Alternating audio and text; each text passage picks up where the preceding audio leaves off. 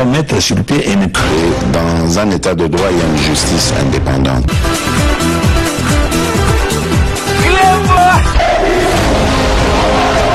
Ce n'est pas pour rien qu'il faut des conseils.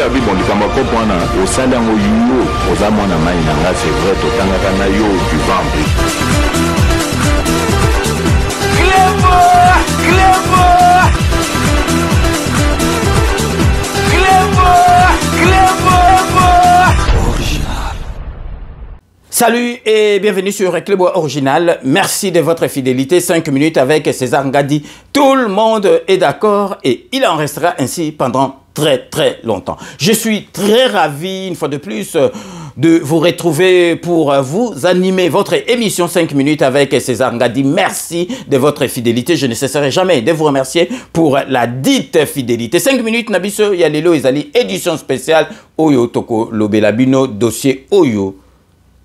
Et Tomboki, Oyo, et enflé dans les réseaux sociaux, Oyo, et si polémique concernant affaire Oyo, il y a crise production, na RTNC relative, il y a retransmission en direct, il y a match, na biso auto, soit qui qualification pour na Côte d'Ivoire. Bohebi, retransmission, et les kindenge sengela qui est les kate.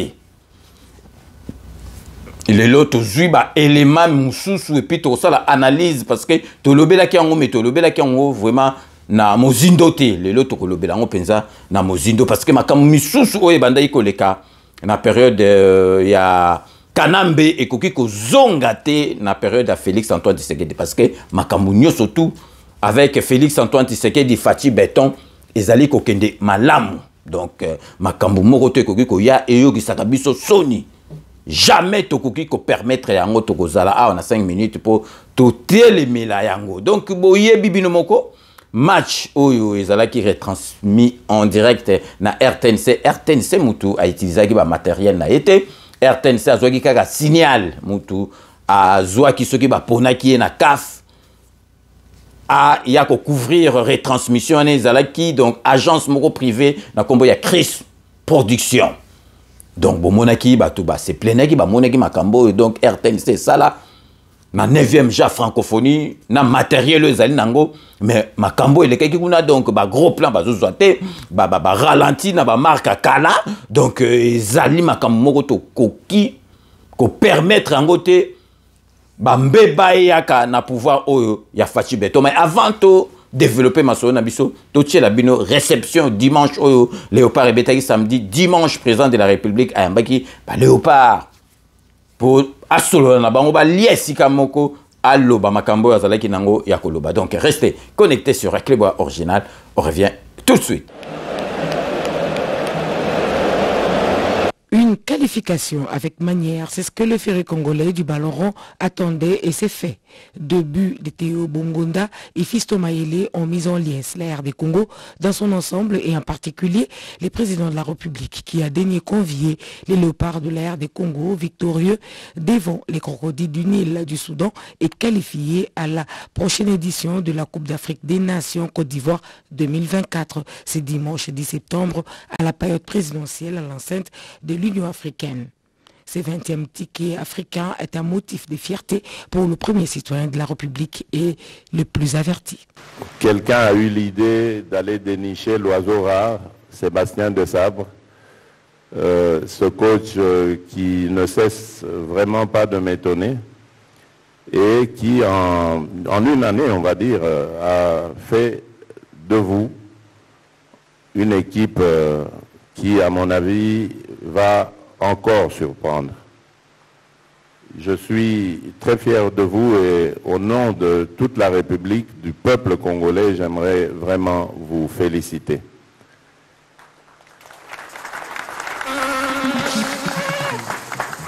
Et il a renchéri en rassurant et les joueurs et les supporters d'une préparation assidue pour la phase finale Côte d'Ivoire 2024 et d'y assister physiquement si les dispositions protocolaires permettent et les résultats aussi.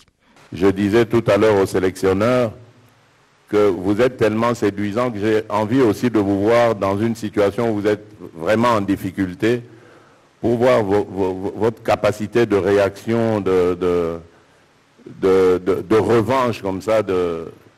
Et ça, je suis curieux de le savoir parce que je vois la hargne que vous avez et je crois que si vous êtes apte à remonter comme ça ce que qui était une situation désespérée pour nous, ça veut dire que sur le terrain, même en 90 minutes, en 90 minutes, si vous êtes en difficulté, vous pouvez être piqué à vif et redresser aussi une situation. Vous avez du caractère et ça j'aime beaucoup. Et c'est pour ça que vraiment je souhaite que cette équipe aille de l'avant. Les acteurs confiant avec en prime une gratitude pour le soutien leur apporté par le président de la République malgré la mauvaise entame donne de la voix. On a fait parce que je n'ai pas joué seul sur le terrain. On a joué avec tous mes coéquipiers et je dis bravo à coach et son staff parce que nous, on a mouillé notre maillot sur le terrain. Ce fut un risque pour lui, mais en professionnel, il a osé et les résultats sont positifs que passionnels. Partant avec 0 points en 2 matchs, donc je me rappelle des premiers discours que j'ai eu avec les garçons, on a toujours dit qu'il fallait faire 3 victoires et un nul pour se qualifier en espérant faire de bons résultats pour se donner le dernier match contre le Soudan décisif parce qu'on savait qu'on allait être poussé par tout un pays à domicile, c'est ce qui a été le cas hier. Donc non, c'est bien après. Et c'est pas, il faut reconnaître que le mérite revient aux joueurs parce qu'ils se sont investis dans tout ce qu'on leur a demandé de faire. Convié en ce moment d'incertitude, le ministre des Sports, l'homme des défis, a comme au 9e jeu de la francophonie fait la différence. La RDC est en train de revenir, n'est-ce pas, d'abord en phase finale de la CAN. Ça fait énormément plaisir au peuple congolais, comme le président Félix Tshisekedi a rappelé. Ça fait la joie de toute une nation. Et en plus, je crois que la RDC doit être présente quasiment à toutes les CAN. Et c'est pour ça que nous nous engageons dans cette dynamique pour voir comment ne plus rater une seule édition de la CAN. Dieu merci, on a une nouvelle génération de joueurs. On a un coach posé avec un staff équilibré. Et on a une grande chance d'avoir un président qui aime le sport, qui est attaché au sport et qui particulièrement s'adonne au football. C'est une chance, il faut dire. Vaut mieux le début d'une chose que son commencement.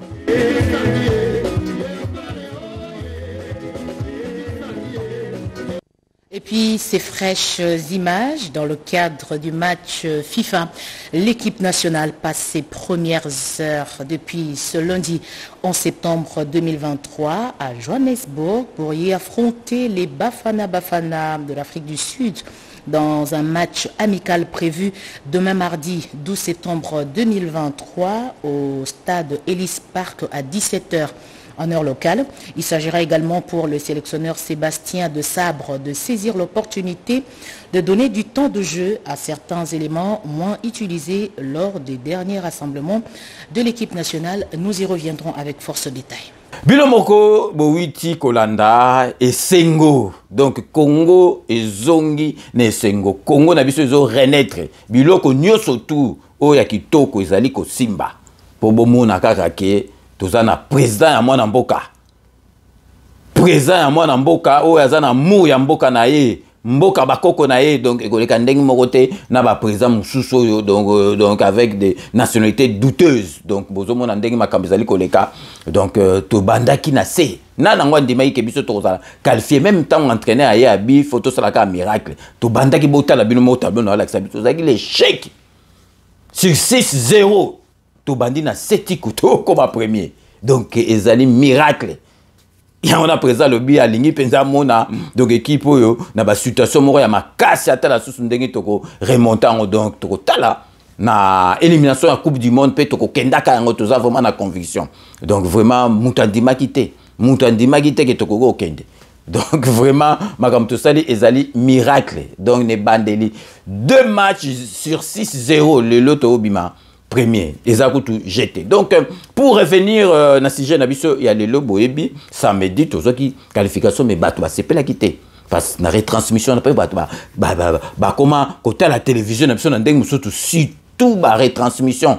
matériel on a répété matériel oyo to mona na ba stade awa na Parc des Princes na Stade de France tango TV na bango à France ils ont filmé yango wana oyo RTNC zui parce qu'avant il y a couvrir net ba 9e ja francophonie il faut boza na ba norme o ba sengi bino sinote donc bato ba futi ba droit na bango ya image bino boko pesa bango ba image ezanga tina te bino mo mona ki qualité.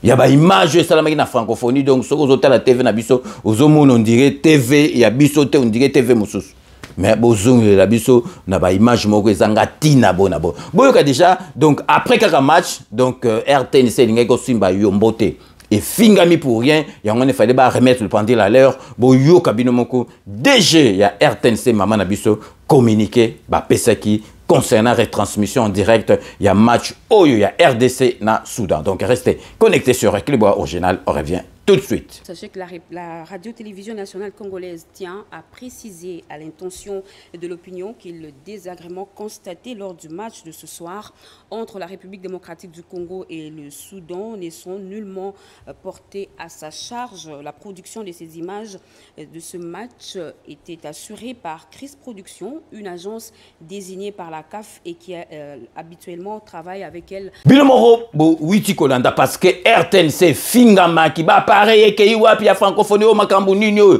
Donc, bato ba yeba kité, ba monika ki ezali koleka na RTNC bakansi bango menga na yeba ki déjà parce que na yebi déjà RTNC tant à l'église qui match moko auto monaki ya Coupe d'Afrique ya Vita. To monaki ngaka donc RTNC comment on met malem sur ba 10 caméras.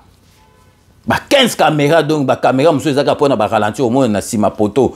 Caméra mususu likolo ben wana tozomona donc caméra bato bazotombola maboko ba calé na bango image donc tozomona donc hymne national donc bazozo ba jouer na musique on dirait photo ba gros plan zate bazali na problème ya gros plan na yebaki déjà ki te biso toza bato ba domaine ya mama solo oh ya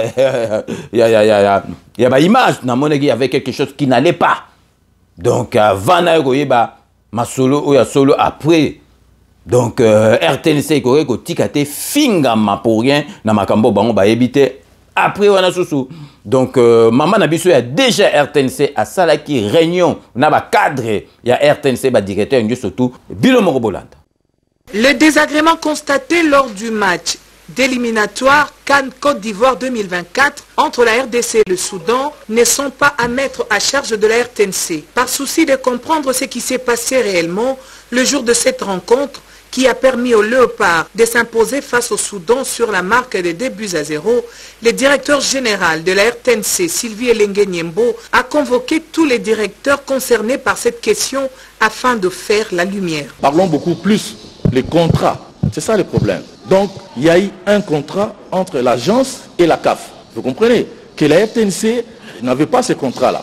Donc, ne pouvait pas faire la production à la place de l'agence qui a un contrat avec la CAF.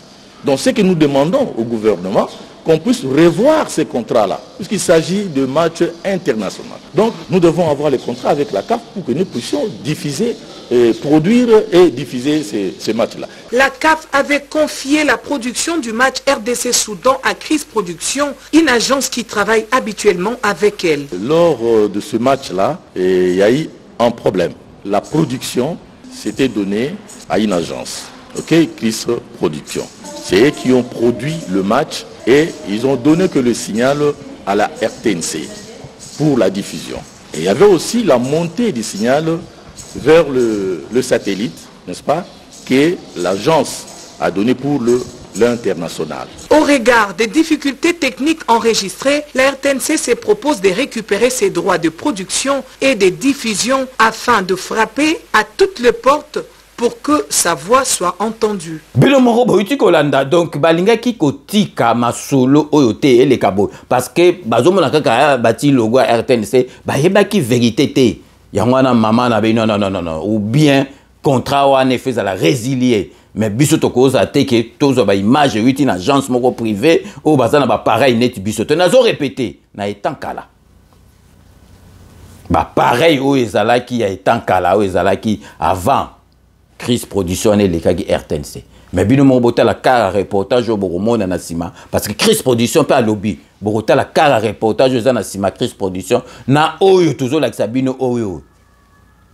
matériel oyo RTNC comme dans high tech matériel à kosakanate donc ezali neti manque à respect la chaîne nationale oyo ba witi ko sala donc ba 9e ja francophonie eza jeté oh bazo sala donc ba direct na ba 4 donc places différentes et puis na qualité nini na qualité neti ba télévision apoto yo loba o expliquer donc na tiki bino na boyoka Chris production a pesi réponse à expliquer na ndenge na ye donc bolanda oyo yé à lobby Chris production restez connectés sur Reclebois original on revient tout de suite mais ma benyo surtout au bomoni na RTNC toyebi yango te etali biso te ezali problème ya RTNC na ba technicien na ye na équipement na ba yo fabrication 2022 donc on a 40 caméras ouais, parce que Coupe du Monde, ça va partir à 20 caméras, qui à 54. Mais Bissot a la possibilité à 40 caméras. Ok. Mais le coup là, délégué à CAF, à Cordaï, Baron Karabacha, ma caméra tournée vers la tribune. Donc RTNC a sali production autonome, n'a 3 caméras. Les 3 images.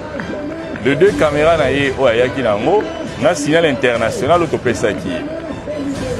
Télévision nationale na biso azui asali mixage na ye na ndenge na ye atindi signal na lingwala na station na ye na transmission na ye indépendamment na biso soki bomoni mabe na Canal Plus to na Bing Sport to na télévision il y a équipe adverse pour poser biso question mais ma benyo surtout au bomoni na RTNC to yebi yango te etali biso te ezali problème ya RTNC na ba technicien na ye na équipement na ba Estiat out 1 2 3 4 5 6 7 8 9 et a même na sortie à ISB. Donc, ce côté du signal, où est la production, et côté même signal moko wana. Totindi moko, na satellite, où est na Canal Plus, na Bing Sport, na CAF. Awa. Où est na Paris. Tout juste sorti moko, yango est na RTNC. Ba sorti nyoso etikali ezaba auxiliaire. Au cas où sorti moko créé problème, redondance c'est ça. Donc, bis en tout cas, on travaille vraiment en professionnel. Mon acquis, coupure et salemi. Coupure, ouana, j'insiste. Batbachera qui énergie électrique, et ça, stade des martyrs. Bisous, on constate que stade Montmézari na courant, kaka ligne aux servir, camion na biso à reportage, né et kataki courant. Donc, binomo botolanda, donc, quelle position Joe Oalingo expliquer bisoni. Azo pese be exemple dans la Coupe du Monde. Parce que yo zo contrat Coupe du Monde. Coupe du Monde, c'est là qu'on a ba caméra. Donc, yo ko nozo l'exception boîtier wana donc tozongo na Amazon au commando zui. Donc, yo olingi o manqué chaîne nationale. O oui to ça ba 9e ja francophonie. Chaîne nationale to yebisi bino bo mona ki na sima. Car reportage à Chris production. Bota les alignes di car reportage au RTNC za ki na ngwa kala. Bozomona mais siko ya siko bomona rata donc ba roue ya voiture wana reportage ezali ya ba itankala botala ba roue oyo ya ba joliver na ba roue oyo ya ka reportage ya siko bozomona kezali ya sika donc matériel high tech donc ça manque à respect yo on go expliquer biso que yo matériel RTNC azui siko yo Chris production na oleki matériel RTNC ba makambe leki na ni talingaité talana langage à mutu talana no langage à mutu donc RTNC azana matériel koleka Chris production donc Chris production ba kondi faut ba résilier contrat wana zana on a CAF doit traiter avec RTNC mutu faut ça la solo oyo et sengela sala pour à couvrir ba direct yana ba masolo oyo ya coupe du monde et élimination coupe du monde donc on a expliqué biso donc avec donc donc autant donc azo minimiser chaîne nationale donc etali biso te tala ba pardon yo ngo quand ça va pareil yo zanango yo zanango siko eleki ya RTNC bino mo botela ba pareil ya RTNC high tech bino mo bozomona onga na olakisa bino donc ya lingo expliquer ba tout siko OK donc yé ba parena lobby etankala et tant qu'on a l'air à Kanambe parce que RTNC c'est là qui sous na babilo côté zaï bilo kala même tel ka ralenti côté bando ça la matin mais na minute oyo RTNC à mettre tout le monde d'accord à partir de la 9e jour francophonie bon mon matériel c'est ça pas matériel c'est high tech pas matériel donc oya sika oyo na ba TV awa bon yo ngo expliquer biso ni wa neza makamba kala na mboka oya Félix Antoine Tshisekedi Fati béton donc RTNC fa récupérer ba plan résiliation contrat wana na CAF jamais et que Simba ezala ke yo agence moko boye agence kuta makasité ou ils ont même pas reconnu nazo tchela bino d'ailleurs boyoka IGF banda iko expliquer agence au passé masolo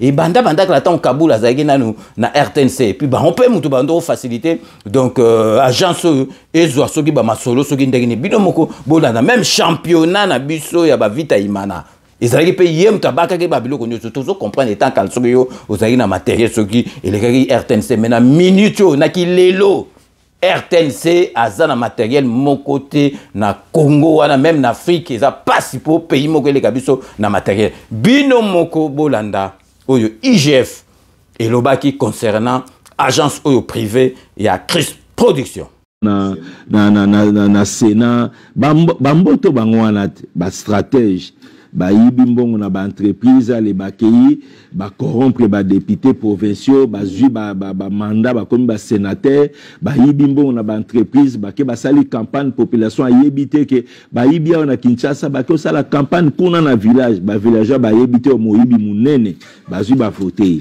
alors siko ba zui ba immunité ale ba kotika ta parlement pour na Rolande la bawana procédure ezamulayi donc tant total ka yibi toke na justice pas na procédure moulaya Rolande la bango il faut que senga ba autorisation ba kili wana nde bamboto mais ba yebaka ke suka immunité ko sila inspecteur ba bi ko mapeka likolo au privé ba congolais batala match ya RDC Gabon lobby na RTNC ba bi facture ya wa au futa match ya na RTNC yo boyi bazo tombo na Kinshasa wana na biso match ya lobby ezalaki nini et comme match ya lobby ezalaki tout d'abord équipe nyonso Léopard na Mazembe trésor public a futaki bango mbongo nyonso na location avion na ba prime ba joueur na ko peso ba chiffre to atteindre autour ya ba $1 million c'est un grand sacrifice que gouvernement a salaki wana balobeli yangote a pesaki motivation. Si le match est allé à 17h, tout le monde est à 14h, a demande à paiement et non, bah fouta pour la retransmission, pour la retransmission, il y a match. Tout d'abord, le lengi a kosala wana. Les Cambozali à 17h, yo bimina. C'est comme si Nzungwangwa l'État est à après à tout moment, ou bimina li kamnaye. Tout le monde est à bah sengi biso, oh non. Bino batubozo ko total axi bino tozo futa retransmission combien match combien retransmission $400,000 programme lobby 320 000 €, soit $400,000 qu'on devait payer pour la retransmission en match. Tout d'abord montant $400,000 puis bon futa mon nani tant tout ça là ba paiement total là ba mbongo à l'état il faut tout foutre na bénéficiaire paye il faut ça là bien identifié tout le monde a que bénéficiaire est un individu et ça société té agence té RTNC té voilà peu importe et ça m'a bêté et ça individu puis totuni RTNC boni match yango ya lelo et au bandana 2 heures du temps Monsieur le feu bima $400,000 pour la retransmission. Tout ce peut payer à RTNC. Tout to bengi pe ministre ya sport. Tout boni kaka à 2 heures ya match $400,000 pour ba congolais balanda match. Tout super réponse. Tout conclusion nango nini? Conclusion nango gouvernement congolais a futaki depuis 2019. Bambongo pour la retransmission en match mbongo wana ezali valable jusqu'à fin 2021 donc éliminatoire oyo eza déjà na package le gouvernement a foutaki 780 000 euros. A Kogai pe aux Argentines, ba pesi code et tensareka. Pour bango ba vandia, bazana bango bana matonge bana, bazana kabatwa. Bato zonga to futambong. Te bazana kaka na matonge et tout. Oyebi ke match koute betame na ngoto komiti na 15e minute. Bazo benga kaka kwa mbongo wana. Match comme la 15e, ba on mené biso déjà 2-0 ba établissement personne physique qui n'a pas de numéro d'impôt, qui n'est pas reconnu de notre administration fiscale. L'État congolais ne peut pas payer autant d'argent de cette manière-là. L'État congolais a payé de 2019 à 2020 à l'individu concerné 4 500 000 $. L'État congolais a payé 4 500 000 $ pour les retransmissions des matchs dans un compte appartenant à cet individu qui s'appelle Agence. Et nous avions examiné ce compte. Nous avions regardé qu'est-ce que lui, il a envoyé réellement à la CAF. Il a envoyé moins de 2 millions. Donc il a empoché en lui seul près de 2 500 000 $ venant du trésor public. Il doit nous expliquer pourquoi et comment. C'est-à-dire nous avions payé 4 500 000 et les fonds partis à la CAF, c'est moins de 2 millions, c'est 1 900 000 que nous avions recensé dans les comptes. Parce qu'on ne transfère pas l'argent à la CAF dans des mallettes, ce n'est pas de voie bancaire. Cela a été fait, c'est clair d'ailleurs aujourd'hui. Nous attendons le jour où il viendra, il va répondre, il va expliquer à la justice comment ça s'est passé. C'est un dossier irréfutable, madame. Tout ce qui faisait des bruits, vous savez, moi je connais l'attitude des voleurs. Retenez, madame, le vol c'est tout d'abord un esprit. Et il y a un esprit frère qui marche avec les vols tous les jours, c'est les mensonges.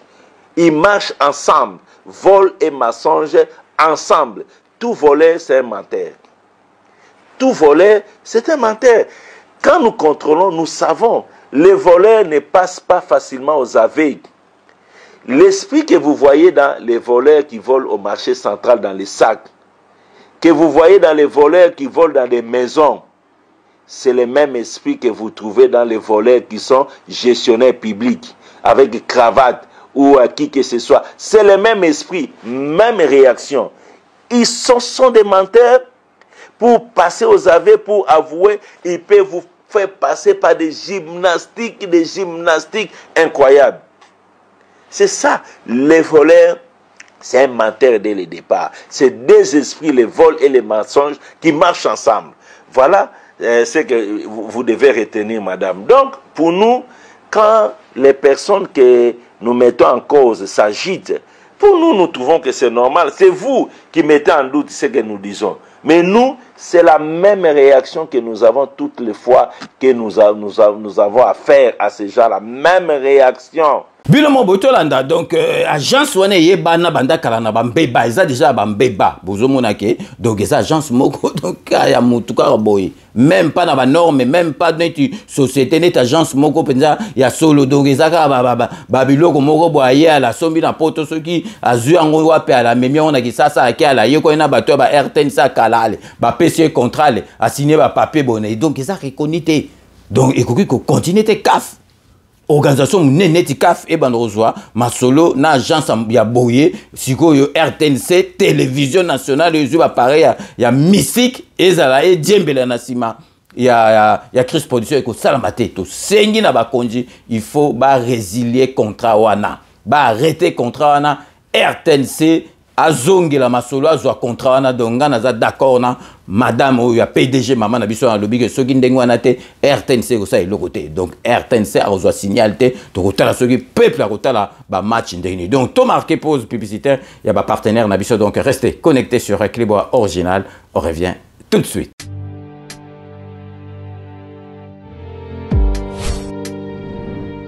Avec Codiasimo, voici encore une opportunité de devenir propriétaire à Kinshasa avec un apport à partir de 5 000 $. Des nouvelles parcelles en vente, des constructions déjà en cours, à Ntsele au bord du fleuve, Daipen, à quelques mètres du mausolée d'Étienne Tshisekedi, quartier Poulmanebo, à Safari Beach et bien d'autres encore. Devenir propriétaire avec Codiasimo, c'est choisir d'acquérir votre bien immobilier avec un accompagnement personnalisé, allant de l'achat de votre parcelle jusqu'à l'obtention de votre titre de propriété. Avec un service après-vente assuré par notre équipe juridique chevronnée, vous êtes garanti de recevoir votre titre de propriété, peu importe votre lieu de résidence. Avec Codiasimo, vous avez la garantie d'un service clé en main. Codiasimo, la meilleure adresse pour construire la vôtre.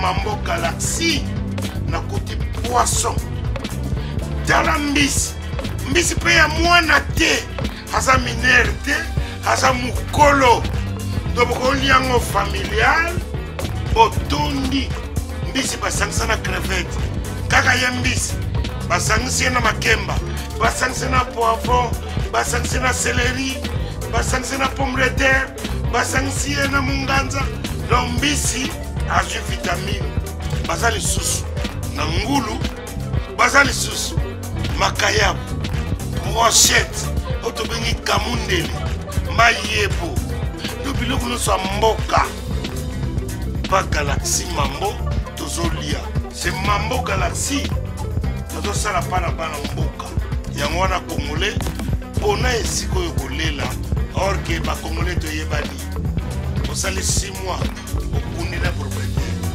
tie mosakana liso mais Galaxy Mambo 8 ans quel restaurant eza mosika te. Au numéro 137, rue André Carman, à Aubervilliers, composez vite les 07 53 28 89 07. Galaxy Mambo, c'est du wow.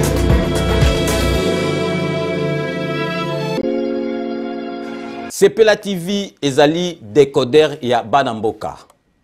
Sepela TV différence nango ezali na ba décodeur mususu o tozalaka nango na kati ya ndaku. Sepela TV botala nango ezaka mukie.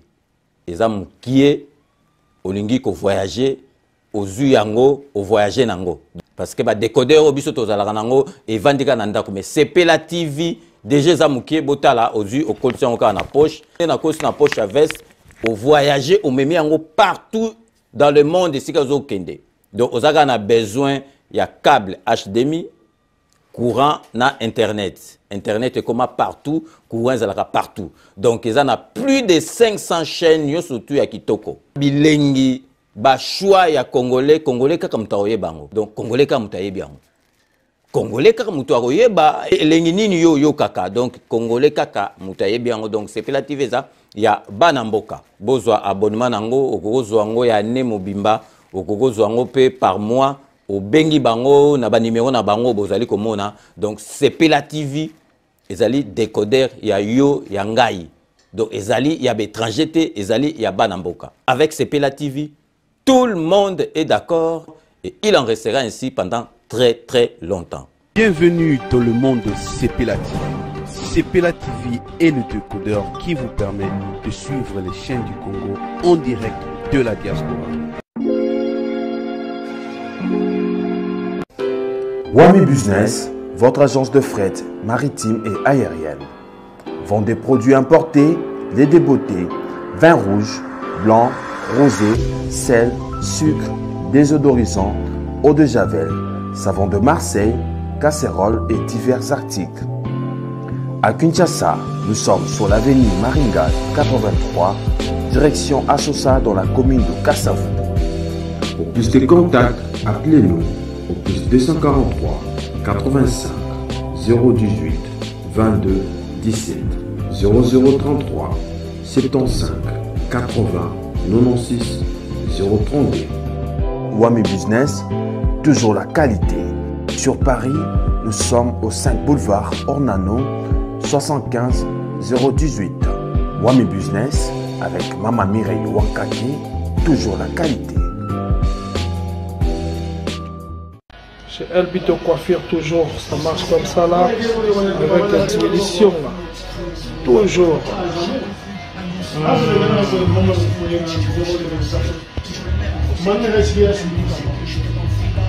Salon Member One, chez Elbito Coiffure. Il coiffe avec sourire, il coiffe avec noblesse. Chez Elbito Coiffure.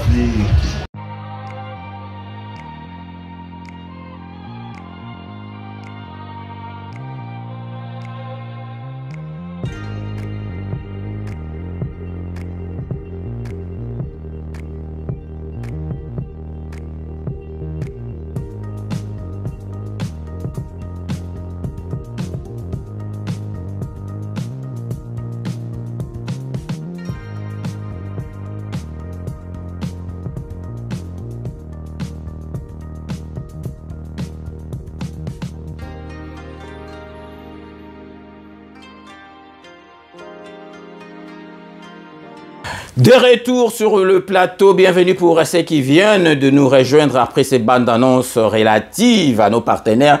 Partenaires na biso nyosu bomonian bazali banamboka. Donc kocha bango maboko.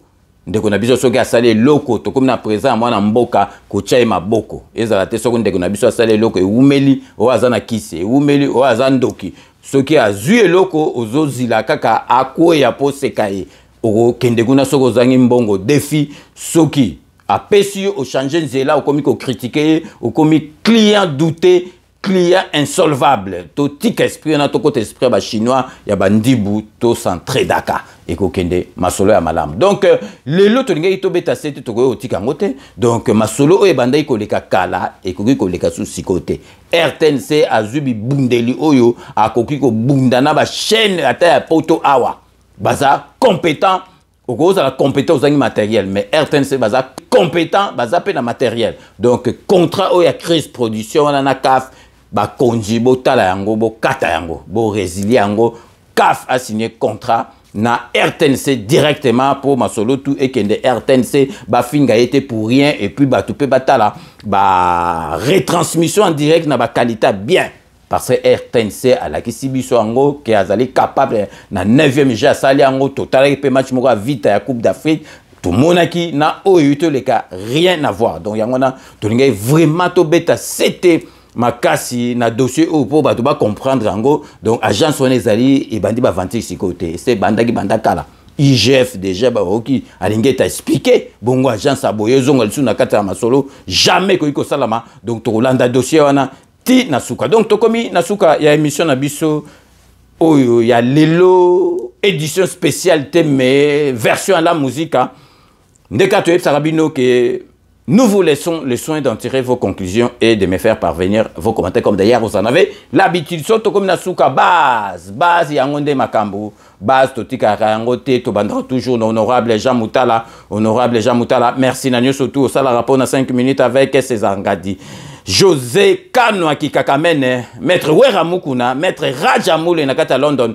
merci nanyo surtout au sala rapport na 5 minutes avec César Ngadi Maria la beauté naturelle toujours na kati à Londres Maria la beauté naturelle merci nanyo surtout au sala rapport na 5 minutes avec César Ngadi Beloti Mavungu vrai chéri Beloti Mavungu na ndenga mukete na kati Espagne merci nanyo surtout au sala rapport na 5 minutes avec César Ngadi Chai Mukenge Chai wa balengela mon voisin Chai Mukenge Chai wa balengela merci nanyo surtout au sala rapport na 5 minutes avec César Ngatoke na Cape Town pour repesa Roger Bamba na Cape Town merci nanyo surtout au sala rapport na 5 minutes avec César Ngatoke na kata pare pour repesa Kanko Kakonde merci nanyo surtout au sala rapport na 5 minutes avec César Ngadi Jerry Mukuna petit frère propre Jerry Mukuna merci nanyo surtout au sala rapport na 5 minutes avec César Ngadi Fifi Filofaria l'homme à la Mercedes très très propre Fifi Filofaria merci nanyo surtout au sala rapport na 5 minutes avec César Ngatoke na katia Lille na nord ya France pour on ça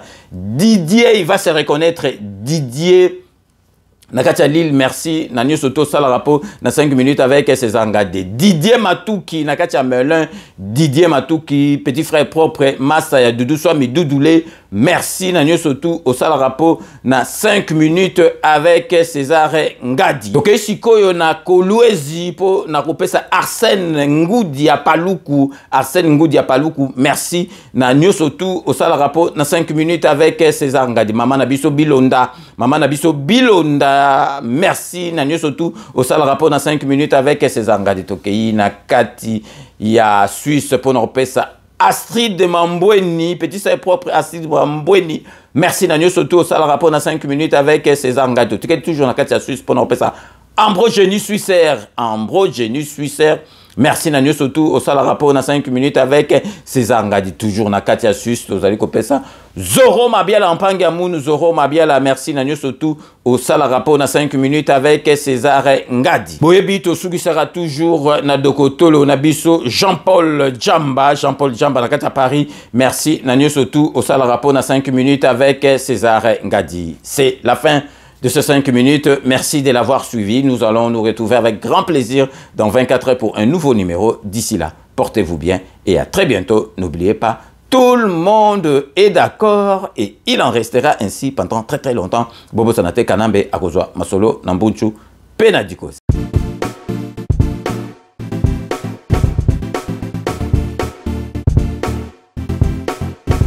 On doit mettre sur pied et mettre.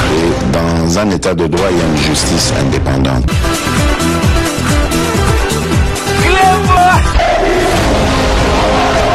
Ce n'est pas pour rien qu'on fait des causes.